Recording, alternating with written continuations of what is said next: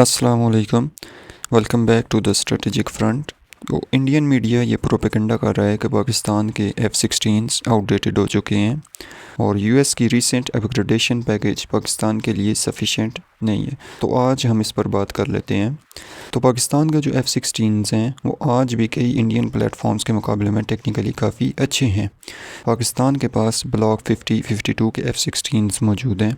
पाकिस्तान के F-16s में APG radar मौजूद है जो कि मल्टी टारगेट्स को ट्रैक कर सकता है। इसके अलावा पाकिस्तानी F-16s के मेंटेनेंस इश्यूज़ भी काफ़ी लो हैं। पाकिस्तान के F-16s सिर्फ इंडियन राफेल से लैग करते हैं, लेकिन टेंशन की बात नहीं है। हमने F-16s को राफेल के लिए नहीं रखा हुआ। इसके लिए हमारे पास राफेल के काउंटर के लिए J-10C की फॉर्म में एक मॉडर्न 4.5 जनरेशन एयरक्राफ्ट मौजूद है। इंडियन Su-30 MKI को रेंज और पेलोड एडवांटेजेस हासिल हैं, लेकिन इसका रडार काफ़ी पुराना है और AWACS भी अपग्रेडेड नहीं है। पाकिस्तान के F-16s बेटर सिचुएशनल एनालिसिस और रिलायबिलिटी की वजह से इंडियन Su-30 MKI से काफ़ी आगे हैं। और तेजस की तो बात ही ना करें, जो हाल इस प्लेटफॉर्म का दुबई एयर शो में हुआ है, इसके बाद इस एयरक्राफ्ट को काफ़ी ज़्यादा इम्प्रूवमेंट की ज़रूरत है। पाकिस्तान के F-16s तेजस MK-1 को क्लियरली डोमिनेट करते हैं। अब हम बात करते हैं कि क्या यूएस की रीसेंट अपग्रेडेशन पैकेज पाकिस्तान के F-16s के लिए सफिशेंट है। तो देखें, अगर ये सफिशेंट नहीं भी है तो फिर भी हम पूरी तरह से यूएस के ऊपर डिपेंडेंट नहीं है। पाकिस्तान के पास अल्टरनेटिव्स मौजूद हैं। हमारे पास F-17 ब्लॉक 3 की फॉर्म में एक 4.5 जनरेशन मॉडर्न एयरक्राफ्ट मौजूद है। इस एयरक्राफ्ट में ईसा रेडार, एडवांस चाइनीज़ AWACS और PL-15 जैसी long range modern beware missiles मौजूद हैं।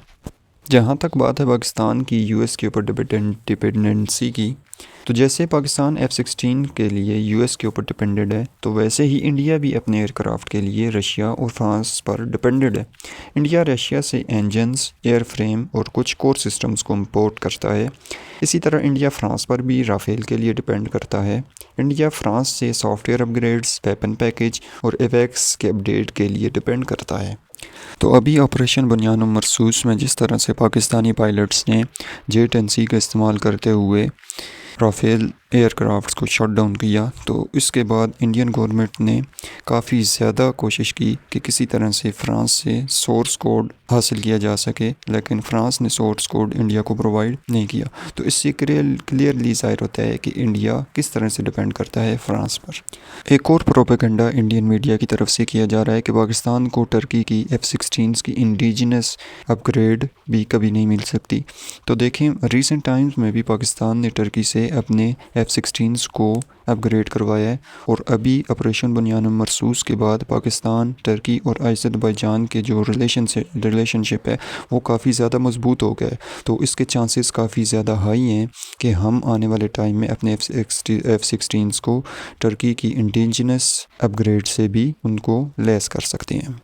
और ये कहना कि इंडिया पाकिस्तान की F-16s की फ़्लीट को इनडायरेक्टली अपग्रेड कर रहा है, यानी जैसा इंडिया चाहता है यूएस वैसा ही पैकेज पाकिस्तान को देता है, तो ये तो सरासर एक जोक है। क्योंकि अगर इंडिया के हाथ में होता तो पाकिस्तान के पास आज तक न F-16s होते, न J-10C की फॉर्म में एक मॉडर्न एयरक्राफ्ट होता, न F-17 होते। तो इंडिया कभी भी पाकिस्तान की F-16 या किसी भी एयरक्राफ्ट को किसी भी तरह से इनडायरेक्टली अपग्रेड नहीं कर सकता।